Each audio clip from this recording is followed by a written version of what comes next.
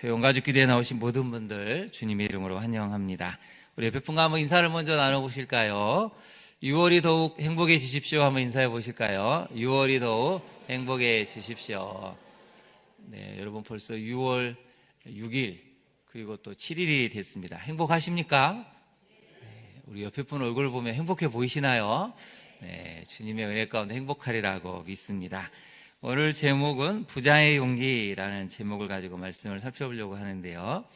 먼저 화면을 한번 잠깐 보실까요? 화면을 보시면 이거 이제 제가 캔바에서 이미지를 가져왔는데 캔바가 굉장히 표지를 만들거나 어떤 그 여러 가지 포스터를 만들 때 유용한 사이트입니다. 여러분도 혹시 어떤 표지나 이런 걸 사용해 보시려면 캔바를 적극 활용하시면 좋겠는데요. 이 그림을 잘 보시면 용기내 챌린지라고 되어 있죠. 용기내라는 단어는 두 가지 의미가 있습니다. 첫 번째는 어떤 액체나 물건을 담을 수 있는 용기를 내라는 뜻입니다. 용기를 내봐. 근데 두 번째 의미는 용기를 내라는 것입니다. 그래서 우리가 삶을 살아갈 때 용기가 있어야 된다는 것이죠. 여러분은 용기 있는 사람입니까? 네, 대답이 좀 작으신 것 같은데. 여러분 용기가 있습니까? 네. 여러분은 용기가 있는 분들입니다. 왜냐하면 지금까지 살아서 여기 버티신 걸 보면 보통 용기가 아니고 어마어마한 용기를 갖고 있는 분이죠. 옆에 사람 한번 칭찬해 보시죠. 당신은 어마어마한 용기를 갖고 있는 사람이다. 해볼까요? 시작. 당신은 어마어마한 용기를 갖고 있는 사람입니다. 여기에 지금 살아있는 것만 해도 여러분은 엄청난 용기를 갖고 있는 것이죠. 살다 보면 여러분 얼마나 용기가 꺾일 때가 많습니까? 자녀 고난 앞에서, 물질 고난 앞에서, 또 이해할 수 없는 여러 가지 상황 앞에서 우리는 용기가 꺾이고 주저앉고 싶을 때가 참 많이 있습니다. 그런데 그럼에도 불구하고 주님을 믿고 여기까지 왔다는 건 여러분이 굉장한 믿음의 용기, 신앙의 용기를 갖고 있다는 것이죠. 그래서 여러분 스스로를 자랑스러워 하셔야 됩니다. 여러분 스스로를 내가 용기 있는 사람이구나 라고 인정해 주시고 격려해 주셔야 됩니다. 한번 우리 가슴에 손을 놓고 한번 저를 따라해 볼까요? 나는 참 용기 있는 사람이야. 잘 살아왔어. 네, 여러분 그렇게 생각하시죠? 네, 여러분은 정말 용기가 있고 잘 살아오신 분들입니다. 그래서 오늘 용기에 대한 이야기를 좀 살펴보려고 하는데요. 6장 전체를 한번 잠깐 살펴보도록 하겠습니다. 6장을 한번 잠깐 1절부터 한번 볼까요? 이때는 언제냐면 이스라엘 백성들이 가나안 땅에 들어가서 약 이제 260년 정도 지났을 때 일입니다. 약속의 땅 가나안 땅에 들어가서 260년이 됐으며 이제 하나님 나라를 완성을 해야 되는데 문제는 그렇지 않았다는 것이죠. 1절 한번 볼까요? 이스라엘 자손이 또 여호와의 목전에 악을 행했다. 거기다 한번 동그라미를 쳐보실까요? 또라는 단어가 참 많이 등장하죠. 잊을만 하면 또 잘못을 저지르고, 잊을만 하면 또 악을 행하고, 잊을만 하면 또 하나님 앞에 큰 우상 숭배의 죄를 범했다는 것입니다. 그래서 하나님이 이때마다 이제 책망하시고 좀 야단을 치시고 또 정신을 차리게 하시려고 심판을 행하시는데 7년 동안 미디안의 손에 넘겨주었죠. 얼마나 이 미디안들이 괴롭게 했는지 여러분 2절을 한번 보시면 이스라엘 자손이 미디안으로 말미암아 어디로 갔냐면 산으로 도망을 쳤습니다. 산은 두 가지 의미가 있습니다. 하나님을 원래 만나는 장소가 돼야 되는데 문제는 지금 미디안 때문에 도망치는 장소가 됐다는 것입니다. 거기다 네모를 쳐보실까요? 산이라는 데 한번 네모를 쳐보시죠.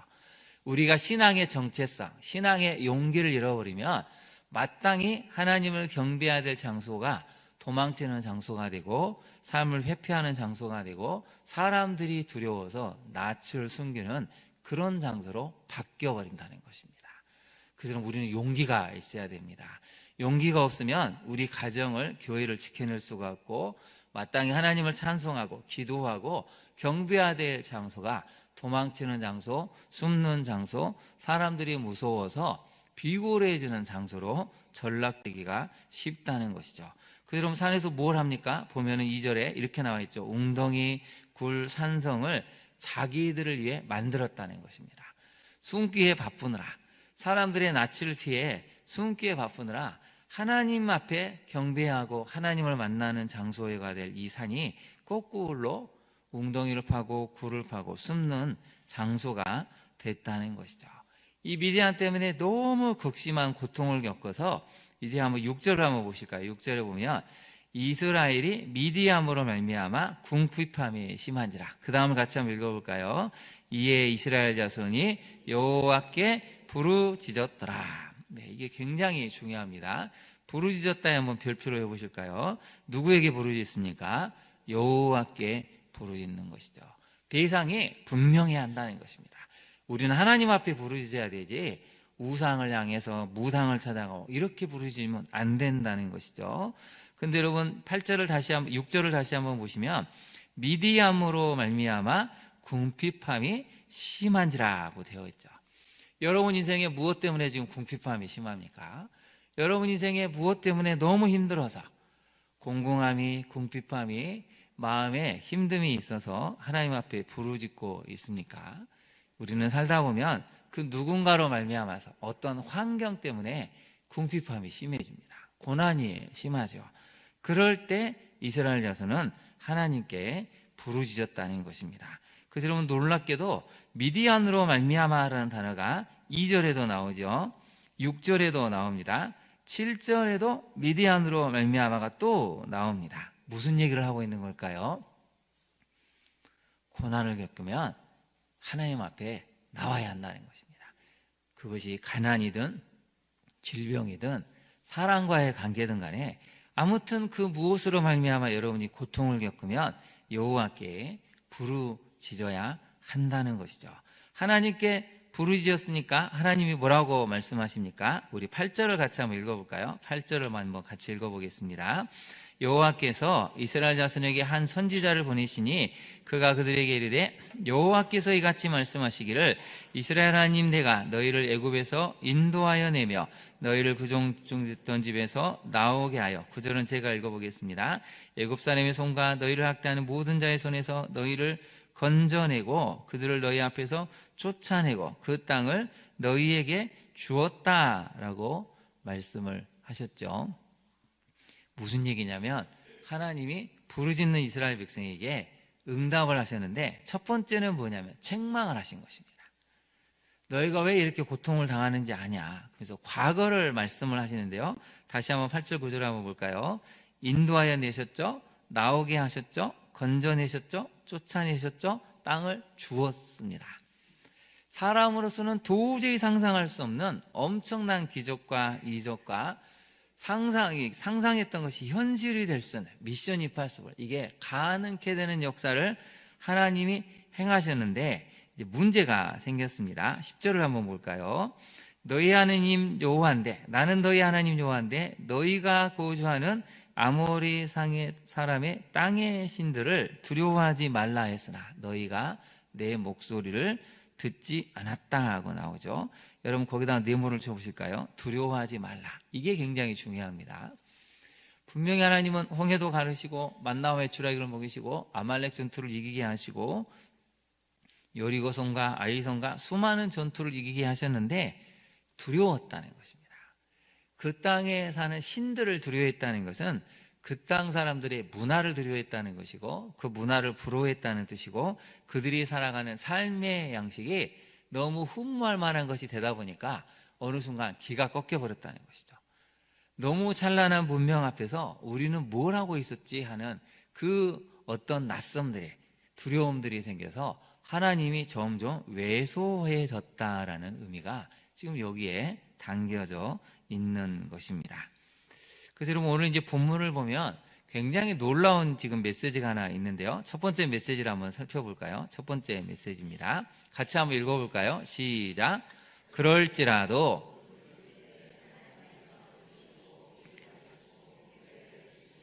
네, 여러분 그럴지라도가 중요합니다.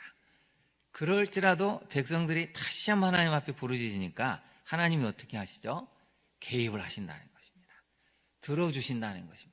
문제를 해결해 주시기 위해서 직접 나서신다는 것이죠. 근데 여러분 여기에는 두 가지 단계가 있습니다. 거기다가 메모를 한번 해보실까요? 빈칸에다 메모를 해보셔야 되는데 첫 번째는 책망하신다는 것이죠. 너희가 왜 이렇게 됐느냐? 너희의 잘못이 무엇인지를 알아야 한다는 것입니다. 너희가 내 목소리를 듣지 않은 불순종 때문에 이런 일이 생겼다 하시면서 책망을 하시고요. 두 번째는 뭐냐면 이제 문제를 해결해 주십니다. 그래서 여러분 순서가 항상 있습니다. 하나님 우리가 부르짖을 때 그냥 문제를 바로 해결해 주시는 게 아니고 진단을 하신다는 것이죠. 왜 이렇게 됐는지 아니? 하고 거기에 대해서 책망도 하시고 또 권면도 하시고 훈계도 하십니다. 그 다음에 두 번째 문제를 어떻게 해결하시냐면 이제 11절에 나오는 기드온이라는 사람을 세우셔서 문제를 해결해 주십니다. 그래서 우리는 항상 첫 번째 메시지, 그럴지라도 아무리 우리 삶이 무너지고 절망적일지라도 그래도 다시 한번 하나님께 나와서 기도하면, 부르짖으면 하나님은 들으시고 개입하시고 해결해 주신다는 것이죠. 우리 붉은 글씨 구분만 같이 한번 읽어볼까요? 시작. 들으시고 개입하시고 해결해 주십니다. 이 하나님을 믿습니까? 네, 여러분 들어주시고 반드시 개입하시고 해결해 주십니다. 적용을 한번 해볼까요? 아픔과 상처, 고난이 있을 때 하나님께 나와 부르짖습니까? 여러분 고난이 있을 때, 아픔이 있을 때는 그래도 이스라엘 백성들처럼 또 하나님 앞에 나와서 부르짖어야 합니다.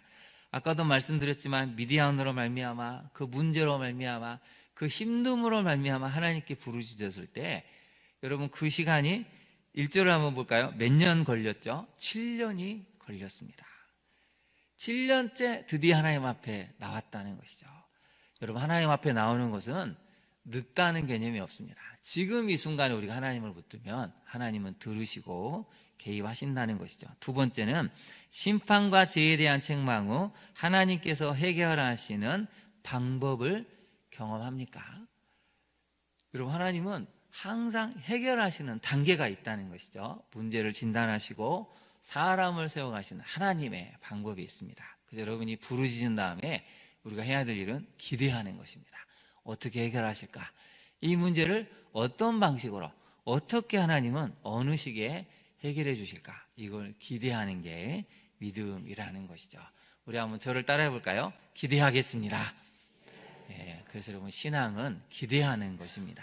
어떻게 나를, 우리 자녀를, 가정을, 교회를, 이 대한민국을 이끌어 가실지 부르짖는 사람은 기대하고 바라봐야 한다는 것이죠. 그런데 문제가 이제 있습니다. 기드온을 찾아갔는데 한번 볼까요? 12절부터 보시면 이 여호와의 사자가 기드온에 가서 이렇게 되죠. 큰 용사여 여호와께서 너와 함께 하시도다. 우리 큰 용사를 같이 한번 읽어볼까요? 시작. 큰 용사여 여호와께서 너와 함께 계시도다. 자, 여러분은 큰 용사입니까? 아닙니까? 네, 우리 권사님들만 다 배워보시죠. 우리 권사님들은 큰 용사입니까? 아닙니까? 목소리가 작은데요. 큰 용사입니까? 아닙니까? 네, 큰 용사인 것 같기도 하고 아닌 것 같기도 하고 중간인 것 같기도 하고 헷갈리시죠? 네, 여러분 기도는 우리가 잘 알지만 기도는 엄청나게 소심한 사람입니다. 이렇게 소심한 사람이 없습니다. 그런데 하나님은 만나자마자 뭐라고 말씀하시죠? 큰 용사요. 이 얘기는 하나님이 너를 그렇게 만드신다는 의미가 있습니다. 뒤에도 한번 볼까요? 큰 용사의 다음에 뭐라고 말씀하시죠? 여호와께서 너와 함께 하시도다. 하나님께서 함께 하시는 사람이 큰 용사가 되는 것입니다. 하나님이 함께 하시면 내가 아무리 소심하고 용기가 없을지라도 그 순간부터 나는 큰 용사가 됩니다. 여러분 우리 자신이 큰 용사가 되는 게 아니고 하나님이 우리를 그렇게 만드시는데 그 첫 번째는 나와 함께 하실 때 그 누구도 어떻게 할 수 없는 큰 용사가 된다는 것이죠. 그래서 여러분 나는 큰 용사라는 선포를 자주 하십시오. 다시 한번 저를 따라해 보실까요? 권사님들만 나는 하나님의 큰 용사입니다. 네, 우리 큰 용사이신 권사님을 통해서 위대한 역사가 나타날 것을 믿습니다.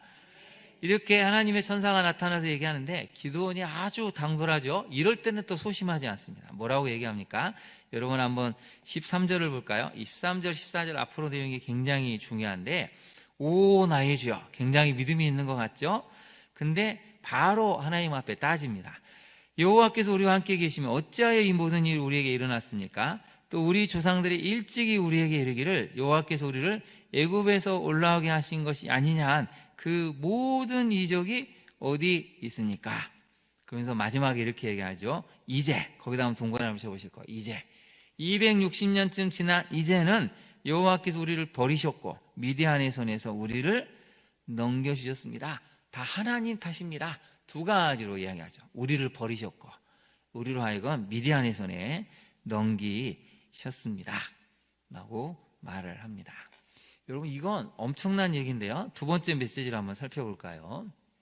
두 번째 메시지를 한번 띄워주시죠. 두 번째 메시지를 같이 읽어보겠습니다. 하나님의 능력을 보고 경험한 세대가 신앙의 생명력을 잃어버릴 때 다음 세대의 미래가 사라집니다. 여러분, 이스라엘 1세대는 그 하나님의 기적을 보고도 불신해서 가나안 땅에서 다 죽었습니다. 2세대는 요단강을 건너고 많은 기적을 또 체험을 했죠. 근데 문제는 그것을 보고 경험했던 세대가 가나안 땅에 들어가서 그 신앙의 생명력을 가지고 문화를 만들고 역사를 만들고 다음 세대에게 그 신앙의 생명력, 능력을 전달해야 되는데 우상을 숭배하는 바람에 이게 다 사라져 버렸습니다. 그러니 기드온은 듣기만 했지 본 적이 없습니다. 그리고 들었는데 우리 아버지를 보니까, 우리 조상들을 보니까 전혀 하나님과는 상관없는, 하나님은 아예 안 계신 것처럼 우상 숭배한 걸 보니까 이게 정말 하나님은 살아계신 게 맞나?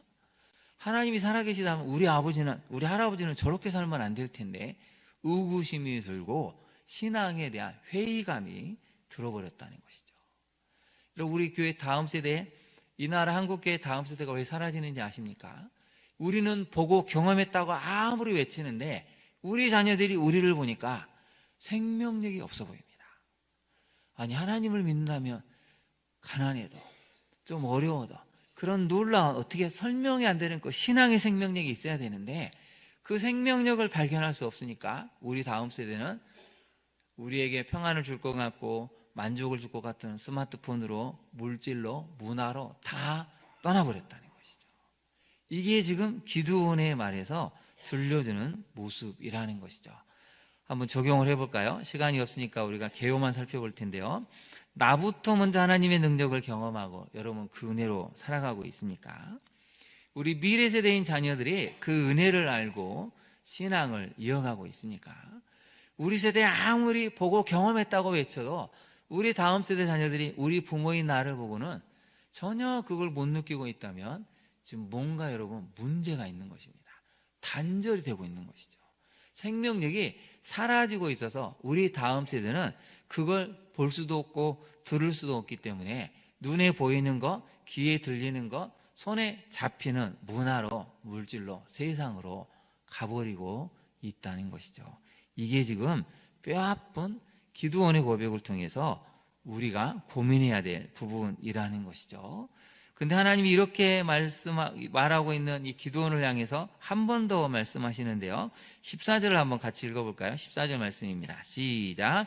여호와께서 그를 향하여 이르시되 너는 가서 이 너의 힘으로 이스라엘을 미디안의 손에서 구원하라. 내가 너를 보낸 것이 아니냐 하시니라. 아니 7년 동안 다 무서워가지고 전부 다 도망치고 산으로 도망쳐서 굴을 만들고 웅덩이를 만들고 그 속에서 숨도 못 쉬고 지금 살아가고 있는 이 사람들을, 기드온도 지금 그렇게 살고 있는데 뭐라고 말씀하시죠? 이 너의 힘, 너가 가진 힘으로 구원해내라는 것입니다. 너의 힘을 가지고 자녀를 구원해내라는 것이죠. 너의 힘을 가지고 우리 교회를, 이 사회를, 대한민국을 구원해내라고 말씀을 하십니다. 거기다 한번 별표로 해보실까요? 너의 힘으로. 자, 여러분의 힘은 지금 어느 정도입니까? 100을 놓고 보면 50은 좀 넘고 있습니까? 50 이하입니까? 50 가지고는 아무것도 할 수가 없습니다. 50은 누구나 가지고 있으니까. 적어도 구원하려면 얼마만큼 있어야 되죠? 90은 돼야 되는데 하나님이 지금 뭐라고 말씀하시죠? 이렇게 소심한 이 기드온에게 너의 힘으로 라고 말씀하시죠. 그래서 여러분 여기에 14절에 가장 중요한 단어가 나옵니다. 14절을 다시 한번 볼까요? 여호와께서 그를 향하여. 여기다 별표를 해보실까요? 하나님이 딱 기드온 한 사람을 정확하게 보시고 기드온을 향해서 말씀하셨다는 것입니다. 이게 핵심입니다. 하나님이 나를 향해서 괜찮아, 너는 큰 용사야, 너가 가지고 있는 힘이 어떻든 간에 내가 너와 함께 할 테니 구원해내라고 말씀하신다는 것입니다. 여러분, 하나님은 나를 향해서 보시는 분이십니다. 다른 사람이 아닌 나를 주목하시고 나에게 말씀하셔서 큰 용사여, 이렇게 말씀하시고 너가 가진 힘으로 구원해낼 수 있으니 가서 구원하라고 명령을 하시는 것이죠. 여러분, 한번 상상력을 발휘해 보실까요? 하나님이 지금 여러분을 정확하게 탁 몸을 돌려서 여러분을 향해서 바라보시고 이렇게 말씀하신다면, 큰 용사여, 여호와께서 너와 함께 계시도다, 너의 힘으로 구원해내라. 여러분, 이걸 상상을 한번 해보십시오. 얼마나 놀랍습니까? 나는 소심한데요, 나는 힘이 없는데요, 나는 너무 불안한 지수가 커가지고 아무것도 할 수가 없는데요, 하나님 이렇게 말씀하시죠. 괜찮아, 괜찮아, 내가 너와 함께 할 테니 두려워하지 말고 가라고 말씀하십니다. 우리는 자꾸 우리 자신을 보니까 내가 뭘 하려고 하는데 아무것도 안 됩니다. 여러분, 우리가 아무리 힘을 쥐어짜도 어느 순간 우리는 무력감에 빠지고 일어설 수 없는 큰 무기력이 오는 것을 많이 경험하지 않습니까? 오늘 성경 말씀은 분명하게 얘기하죠. 하나님은 나를 향해서 말씀하시고 너의 힘이 어떻든 간에 괜찮아, 너는 구원할 수 있어. 왜요? 내가 너를 큰 용사로 만들어주고 함께 하기 때문에 그렇게 되시게 하게끔 하신다고 말씀하시죠. 세 번째 메시지를 한번 같이 살펴볼까요? 같이 읽어보겠습니다. 시작. 하나님이 부르심은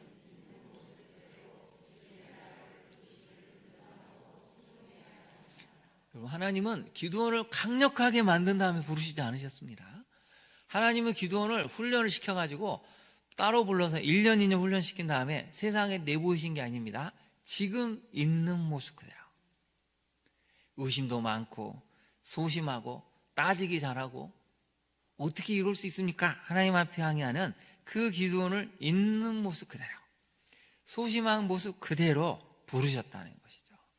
누가 만드신다고요? 하나님이 만드신다는 것입니다. 그러니 여러분, 우리가 직분을 받았을 때 좀 부족함이 보여도, 좀 연약함이 보여도, 그래도 그 사람은 누구와 함께하고 있습니까? 하나님이 함께하고 계신다는 걸 믿는다면 기다려주고 큰 일을 하시겠구나, 이걸 인정하고 받아주면 여러분, 교회가 은혜로워지지 않을까요? 우리는 다 하나님이 부르신 큰 용사라는 것입니다. 그래서 적용을 한번 해볼까요? 하나님이 부르실 때 현재 나의 모습은 어떠한 상태입니까? 여러분은 지금 어떤 모습을 하나님이 부르셨습니까? 다 성숙한 상태로 부르시면 좋을 텐데 하나님은 우리를 있는 모습 그대로 부르셨습니다. 좀 불안해하고 까탈스럽기도 하고 따지기도 잘하고 소심하고 연약한 모습이 너무 많지만 그래도 하나님은 큰 용사여 라고 부르셨죠. 그래서 나를 불러주신 그대로 이끄시고 완성해 가신 하나님을 믿어야 한다는 것입니다. 우리 2번을 같이 한번 읽어볼까요? 시작. 나를 불러주신 그대로 이끄시고 완성해 가실 하나님을 여러분 믿습니까? 네. 그래서 여러분, 우리가 해야 될 일은 나를 있는 모습 그대로 받아주신 하나님처럼 나도 우리 자녀를, 배우자를, 우리 성도를 있는 모습 그대로 받아주는 마음이 필요합니다. 자, 우리 옆에 분에게 한번 오늘부터 고백해 볼까요? 이렇게 고백하시죠. 당신을 있는 모습 그대로 받아들입니다. 한번 해볼까요? 시작. 당신을 있는 모습 그대로. 네.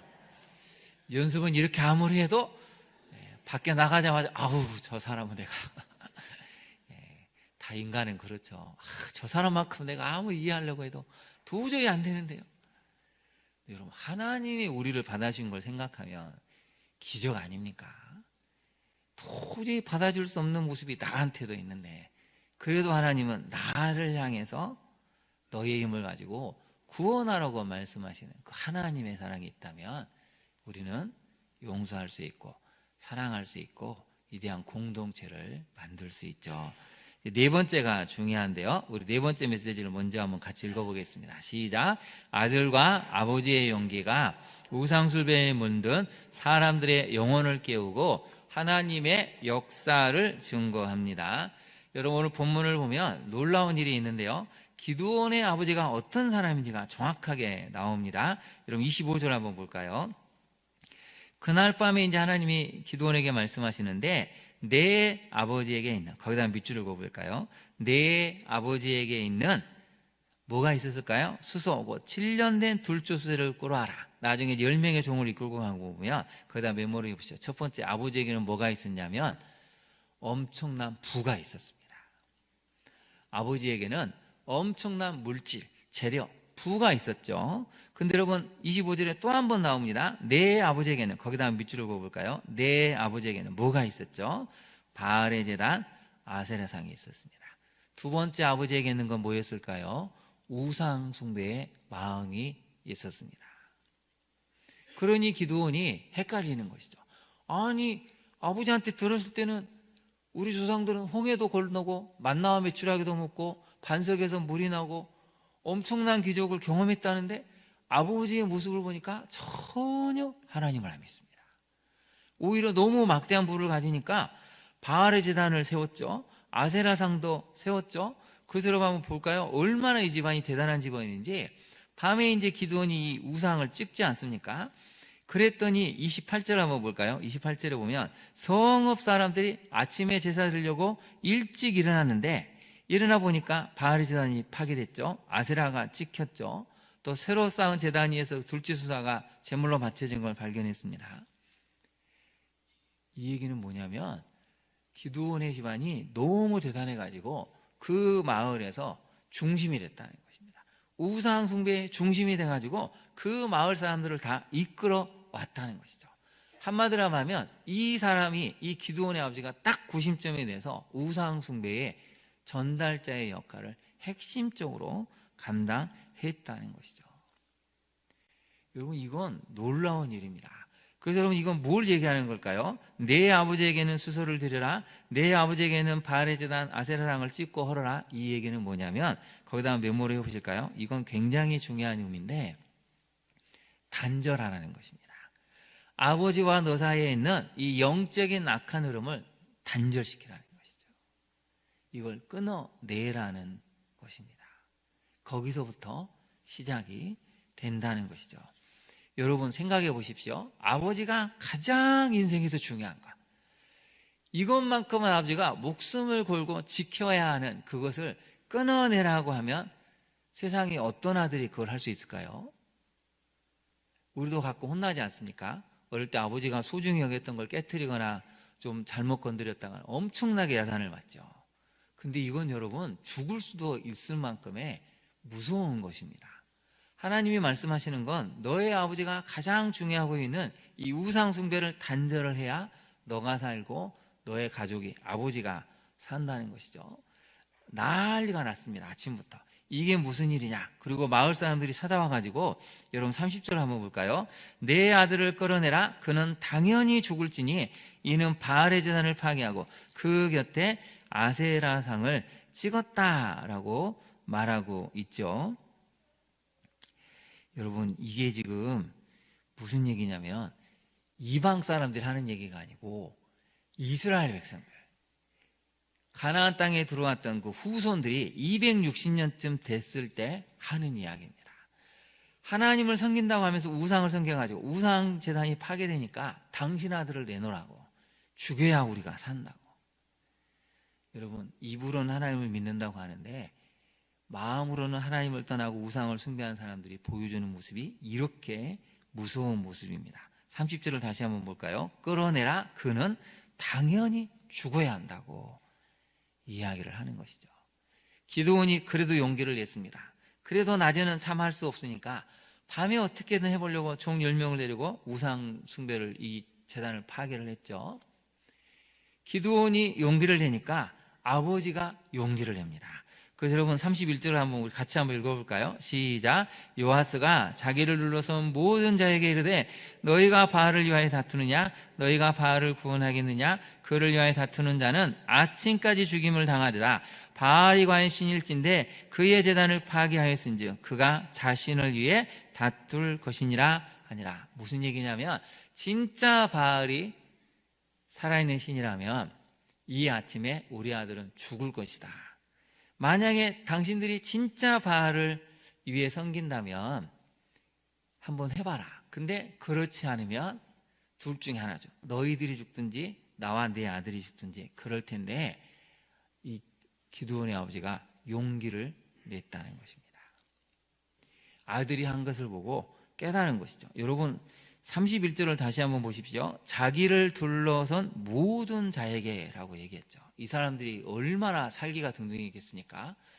이른 아침부터 찾아와가지고 흥분해가지고 살깃된 눈으로 네 아들을 내놓으라고, 당장 죽이지 않으면 우리가 큰 재앙을 당할 거라고. 잘못하면 자신도 죽고 집안이 몰살을 당할 수가 있습니다. 근데 놀라운 것은 아들이 용기를 딱 내서 그걸 한 걸 보고 이 아버지가 깨달았다는 것이죠. 아, 내가 잘못했구나. 하나님이 자신이 아닌 아들을 택한 이유를 그 짧은 순간에 딱 깨달았다는 것이죠. 그래서 아들 편에 섰다는 것입니다. 용기를 냈다는 것이죠. 이제 진짜 나도 하나님을 경외하는 쪽으로 서겠다고 결단을 했다는 것입니다. 아들의 용기가 아버지의 용기를 불어넣고, 그리고 사람들의 영혼을 깨우는 놀라운 일을 만들어냈다는 것이죠. 네 번째 메시지를 다시 한번 볼까요? 아들과 아버지의 용기가 우상숭배에 물든 사람들의 영혼을 깨우고 하나님의 역사를 증거해 냈습니다. 기드온의 아버지 요아스도 죽음을 각오해야 될 정도로 그만큼 이스라엘 백성들에게는 우상이 절대적이었습니다. 하나님 안 믿는 사람들을 오히려 책망하는 게 아니고 우상제단을 파괴했다고 네 아들을 내놓으라고, 죽여야 우리가 산다는, 여러분이 무시무시한 우상숭배에 물든 사람들의 모습을 깨우는 데는 용기가 필요했다는 것이죠. 한 사람이 갖고 있는 용기가 미디안에서 많은 사람을 구원해는 출발점이 됐다는 것입니다. 여러분, 우리는 용기가 있을까요? 소심할지라도 그래도 하나님이 말씀하시면 용기를 내서 한 발자국 움직이는 그 용기를 우리는 갖고 있을까요? 적용을 한번 해보겠습니다. 여러분, 하나님을 위해, 부모와 자녀를 위해 용기를 내어 나아갑니까? 저를 한번 따라해 보시죠. 하나님을 위해, 부모와 자녀를 위해 용기를 내겠습니다. 여러분, 자신 있으십니까? 용기를 내셔야 됩니다. 지금은 용기를 내야 할 때입니다. 용기를 내지 않으면 신앙을 지키기가 어려운 시대가 됐습니다. 근데 내가 용기를 내니까 아버지가 용기를 내서 하나님을 따르게 되죠. 아버지가 용기를 내니까 그 마을 사람들이 잘못을 깨닫고 구원의 반열에 동참하게 됐다는 것이죠. 말씀에 순종하는 가족을 통해서 뒤늦게라도 잘못을 인정하고 진리의 길에 서는 그 용기를 갖는 요아스의 모습이 부모된 우리의 모습이 되어야 한다고 오늘 성경은 알려주고 있습니다. 여러분, 오늘의 말씀을 잘 기억하시면 좋겠습니다. 이 험한 시대에 그래도 하나님을 위해서 용기를 내는 사람, 그 사람을 통해서 가정과 교회와 이 땅의 역사는 다시 새롭게 쓰인다는 것입니다. 오늘 새벽에 나오신 모든 분들이 그런 용기 있는 사람이 되셔서 새로운 역사를 쓰실 수 있는 여러분 자신이, 자녀가, 또 가정과 교회가 될 수 있기를 진심으로 축원합니다. 우리 함께 시간 기도하도록 하겠습니다. 오늘의 말씀을 가지고 기도하기를 원하는데요. 여러분, 무엇보다도 우리 부르짖어야 할 때입니다. 그럴지라도 하나님께 부르짖으면 들으시고 개입하시고 해결해 주시죠. 어떤 고난이 있습니까? 자녀 고난이 있으신가요? 건강의 고난이 있으신가요? 물질의 고난이 있으십니까? 앞길에 막혀서 힘든 고난이 있으십니까? 그럴지라도 우리가 부르짖으면 하나님 들으시고 개입하시고 해결해 주십니다. 하나님은 나를 큰 용사여라고 부르시죠. 있는 모습 그대로 나를 부르신 그 하나님을 기억하고 우리가 나아가야 할 때입니다. 무엇보다도 내가 용기를 가지면 나의 한 사람의 용기가 우리 자녀, 배우자, 부모를 살릴 수 있는 첫걸음이 됩니다. 주님, 나에게 용기를 달라고 이 시간 간절한 마음을 가지고 우리 주님의 이름을 세 번 부른 다음에 기도하도록 하겠습니다. 주여, 주여, 주여.